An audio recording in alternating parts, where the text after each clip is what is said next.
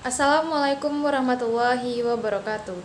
Halo semuanya, perkenalkan saya Raisa Humaida dari kelas 2283C dengan NIM 220803087 dari Prodi Sistem Informasi UIN Raden Fatah Palembang.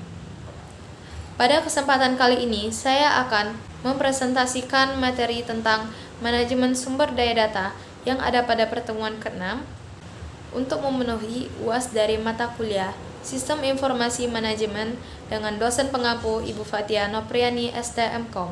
Selamat menyaksikan. Baiklah, kita akan membahas tentang manajemen sumber daya data. Sebelum masuk ke definisi dari manajemen sumber daya data, kita akan membahas pengertian dari data. Data merupakan sumber daya yang penting bagi organisasi yang perlu dikelola seperti aset penting bisnis lainnya. Manajemen sumber daya data adalah sebuah aktivitas pengelolaan yang mengaplikasikan teknologi sistem informasi seperti manajemen sistem basis data, gudang data, dan alat manajemen data lainnya. Tujuannya adalah agar dapat memenuhi kebutuhan informasi bagi pihak-pihak yang berkepentingan dalam bisnis. Basis data atau disebut juga dengan database, yaitu kumpulan dari data yang saling berhubungan satu dengan yang lainnya, tersimpan di perangkat keras komputer, digunakan perangkat lunak untuk memanipulasinya. Sistem basis data atau disebut juga dengan database system adalah suatu sistem informasi yang mengintegrasikan kumpulan data yang saling berhubungan satu dengan yang lainnya. Ada 5 dasar-dasar database. Yang pertama, karakter, merupakan elemen data yang paling dasar. 2. Bidang, merupakan sekumpulan karakter yang saling berhubungan. 3. Catatan, sekumpulan bidang yang mendeskripsikan atribut dari suatu entitas. 4. Arsip, kumpulan dari catatan yang saling berhubungan. Dan yang kelima, basis data, sekumpulan elemen data yang terintegrasi dan terhubung secara logik. Di dalam manajemen sumber daya data, terdapat manajemen data secara tradisional. Manajemen data secara tradisional ini merupakan manajemen data di mana sumber data dikumpulkan dalam file-file yang tidak berhubungan satu dengan yang lainnya. Biasanya, tiap-tiap file dirancang untuk aplikasi tertentu. Sistem basis data mencoba memperbaiki kelemahan-kelemahan yang ada pada manajemen data secara tradisional. Ada 4 kelemahan dari manajemen data secara tradisional, yaitu 1. Terjadi duplikasi data atau data redundancy. Kedua, pemborosan tempat penyimpanan. Yang ketiga, modifikasi data tidak efisien. Dan yang keempat, kurangnya integritas data. Jenjang hierarki data. Secara tradisional, data disusun dalam hierarki yang terdiri dari elemen data, rekaman, berkas, dan basis data.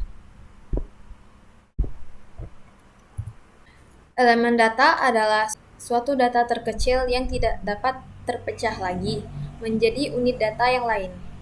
Rekaman adalah gabungan sejumlah elemen data yang saling terkait. Berkas atau file adalah himpunan seluruh rekaman yang bertipe sama. Basis data merupakan kumpulan dari berkas yang saling berhubungan.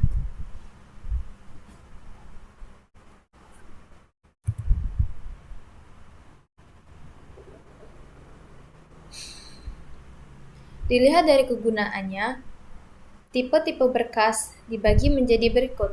1. File induk atau master file, merupakan file yang rekodnya relatif sama, jarang berubah nilainya. Tetapi file induk dikategorikan lagi menjadi file induk acuan dan file induk dinamik. Kedua, file transaksi, merupakan file yang digunakan untuk merekam data hasil dari transaksi yang terjadi. File laporan atau report file. File laporan ini disebut juga dengan nama output file, yaitu file yang berisi informasi yang akan ditampilkan. File pelindung merupakan salinan dari file-file yang masih aktif di dalam database pada suatu saat tertentu.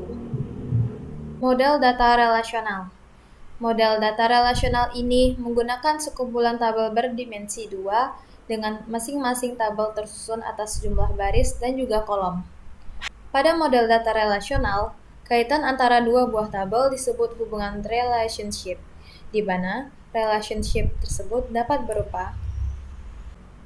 berupa satu ke satu atau one to one, yang artinya satu data pada suatu tabel hanya dapat berpasangan pada satu data pada tabel yang lain. Yang kedua, satu untuk banyak atau one to many, yang artinya satu data dalam suatu tabel dapat berpasangan dengan banyak data pada tabel yang lain.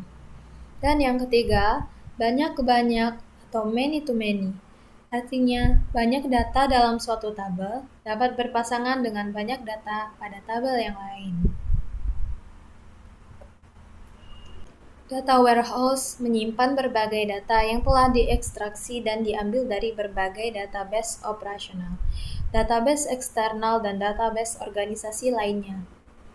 Manfaat dari data warehouse ini: 1. Data warehouse memberikan model data untuk semua kepentingan tanpa memedulikan dari mana sumber datanya. Sebelum memuat data ke dalam gudang data, segala bentuk inkonsistensi diidentifikasi dan diselesaikan. Oke, kita akan masuk ke database manajemen sistem. Database manajemen sistem atau DBMS adalah paket perangkat lunak yang digunakan untuk memanipulasi database. Ada 3 fungsi dasar dari DBMS ini. Yang pertama, untuk membuat database baru, memelihara kualitas data, dan menggunakan database organisasi untuk informasi yang dibutuhkan. Contoh dari perangkat lunak DBMS adalah DBase 3+, MIS Access, MySQL, Oracle, dan Sybase. Ada beberapa keunggulan dari DBMS ini. Yang pertama, mengurangi duplikasi data. Kedua, menjaga konsistensi dan integritas data. Memudahkan dalam memperoleh informasi yang lebih banyak, meningkatkan keamanan data dari orang yang tidak berwenang, dan dapat menghemat biaya karena dipakai oleh banyak departemen. Bahasa basis data. Ada 2 macam bahasa basis data. Yang pertama adalah DDL atau Data Definition Language. DDL mempunyai fungsi utama untuk mendefinisikan data dalam database secara logika, yaitu mendefinisikan karakteristik dari record untuk menentukan kunci field, menentukan hubungan dengan data di file lain, mengubah atau menampilkan struktur record. Yang kedua adalah DML atau Data Manipulation Language. DML digunakan untuk memanipulasi database yang telah didefinisikan dengan DDL. Fungsi dari DML ini, yang pertama mengambil data dalam basis data, kedua menambahkan data, yang ketiga mengubah data, dan yang keempat menghapus data.